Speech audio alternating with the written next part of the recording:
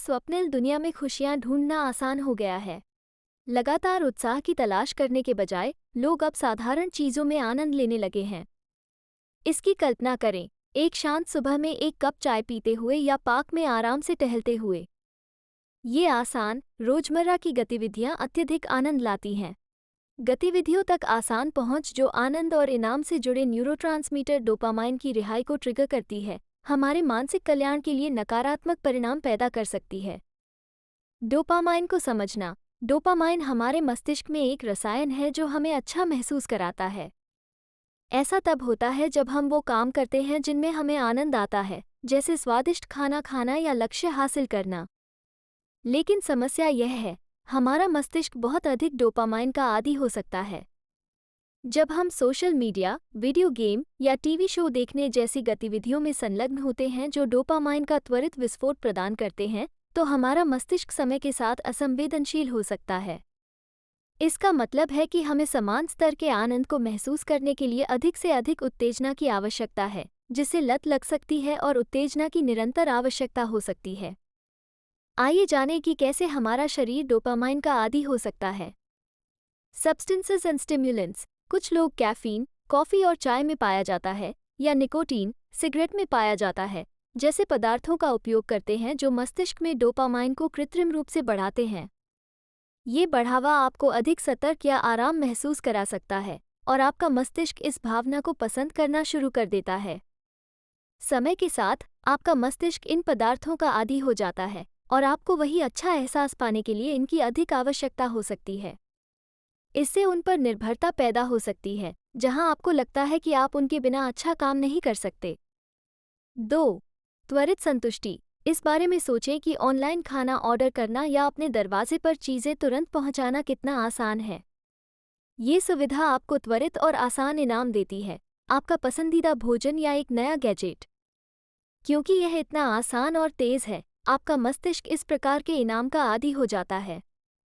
यह आपको उन चीज़ों के प्रति कम धैर्यवान बना सकता है जिनमें अधिक समय या मेहनत लगती है, जैसे बिना तैयारी के खाना पकाना या डाक से कुछ आने का इंतजार करना।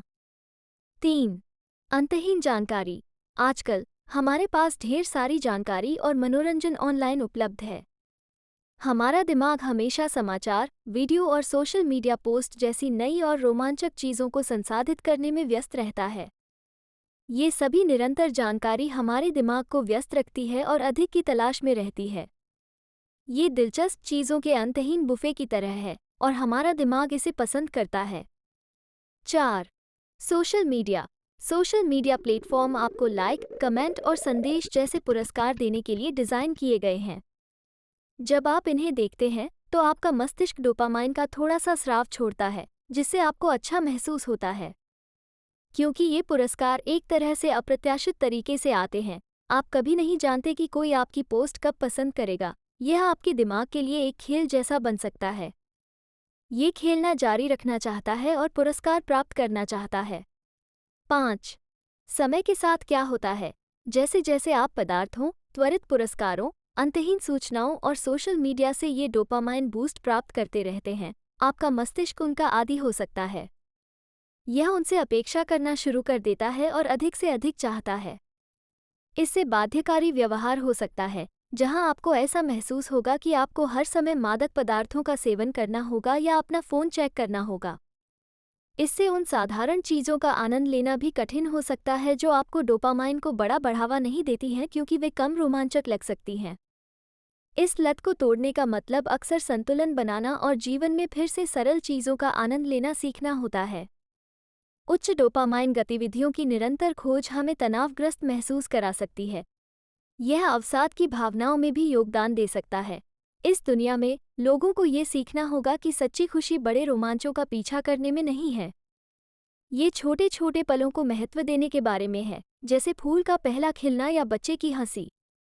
इस तरह लोगों ने पाया है कि वास्तविक और स्थायी खुशी हमारे आसपास की सरल और सामान्य चीज़ों में है। डिजिटल लत के साथ समस्या यह है कि यह मस्तिष्क की इनाम प्रणाली में असंतुलन पैदा कर सकता है। आपका मस्तिष्क डिजिटल व्यवहार को आनंद के सबसे महत्वपूर्ण स्रोतों से जोड़ना शुरू कर देता है, जिससे वास्तविक दुनिया, ऑफलाइन गतिविधियों में संतुष्टि पाना मुश्किल हो जाता है। तो हम डोपामाइन जाल से कैसे मुक्त हो सकते हैं? इसकी शुरुआत सादगी के आनंद को फिर से खोजने से होती है।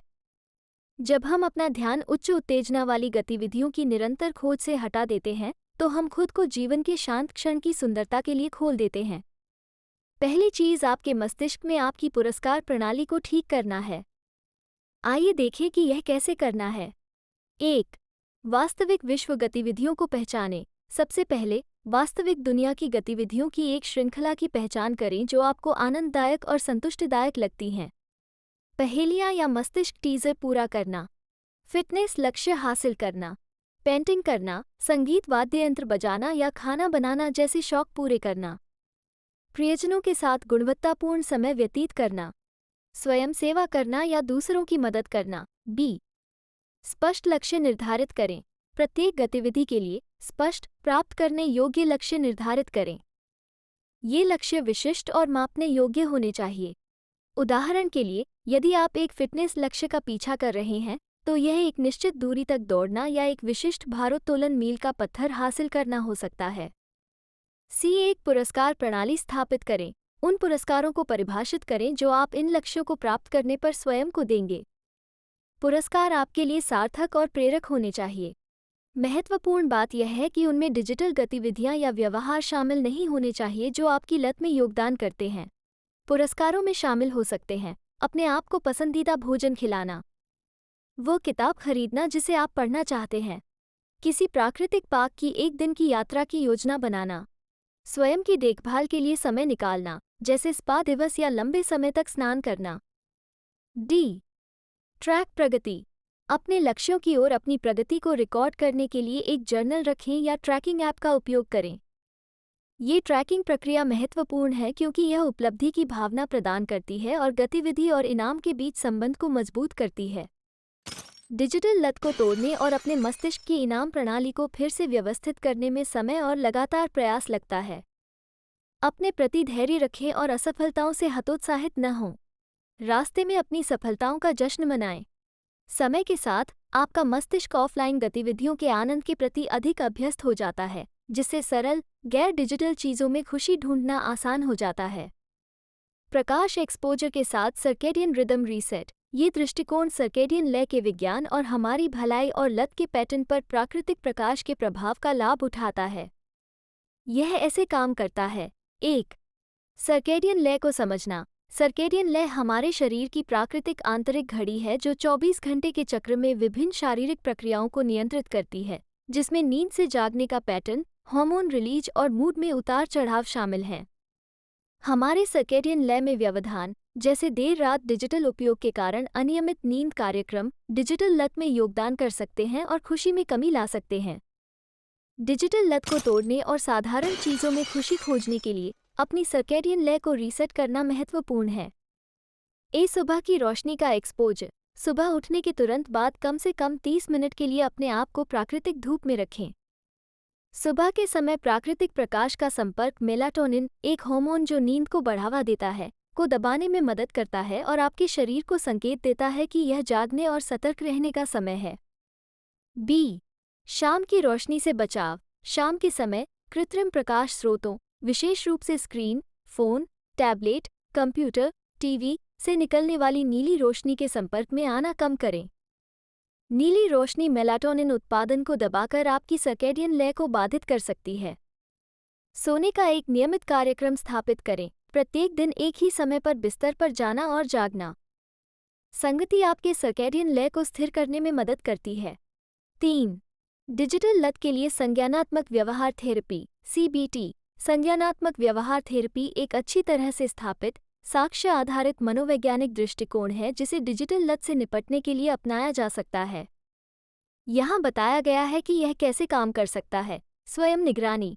एक विस्तृत डिजिटल उपयोग जर्नल रखकर शुरुआत करें। रिकॉर्ड करें कि आप डिजिटल उपकरणों का उपयोग कब, कहाँ और क्यों करते हैं। इससे आपको अपनी लत से जुड़े पैटर्न और ट्रिगर्स की पहचान करने में मदद मिलती है। बी. नकारात्मक विश्वासों को पहचानें। आपकी डिजिटल लत में योगदान देने वाले नकारात्मक विश्वासों और विचार पैटर्न की पहचान करने के लिए एक चिकित्सक या परामर्शदाता के साथ काम करें। इनमें मुझे हर समय जुड़े रहने की आवश्यकता है, या अगर मैं ऑनलाइन नहीं हूँ तो मैं चूक रहा हूँ जैसी मान्यताएं शामिल हो सकती हैं। सी विकृत विचारों को चुनौती दें। इन विकृत विचारों को चुनौती देने और पुनः आकार देने के लिए सीबीटी तकनीकों का उपयोग करें। उन्हें स्वस्थ विश्वासों जैसे मैं लगातार ऑनलाइन हुए बिना भी जीवन का आनंद ले सकता हूँ या मेरा अपने डिजिटल उपयोग पर नियंत्रण है से बदलें। डी मुकाबला करने की रणनीतियाँ विकसित करें। डिजिटल लालसाओं और आग्रहों को प्रबंधित करने के लिए मुकाबला करने की रणनीतियाँ सीखें और अभ्यास करें। इसमें माइंडफुलनेस तकनीक, विश्राम अभ्यास या आग्रह सफिंग को लागू करना शामिल हो सकता है, जहां आप उस पर कार्रवाई किए बिना आग्रह से बाहर निकलते हैं। जैसे जैसे हम इस स्वप्निल दुनिया में यात्रा करते हैं, हमें याद दिलाया जाता है कि खुशी की खोज के लिए एक उन्मत्त दौड़ की आवश्यकता नहीं है। इसके बजाय ये जीवन के सरल फिर भी गहन क्षणों का शांतिपूर्ण अन्वेषण है। तो आइए हम डिजिटल पुरस्कारों की निरंतर दौड़ से दूर रहें और अपने चारों ओर मौजूद खुशी को फिर से खोजें। ऐसे ही वीडियो के लिए सब्सक्राइब करें, कमेंट करें। हमें बताएं कमेंट बॉक्स में कि आप इस वीडियो से क्या सीखें। हमें इंतजार रहेगा आपके फीडबैक और कमेंट का। तो चलिए कल से बेहतर बने।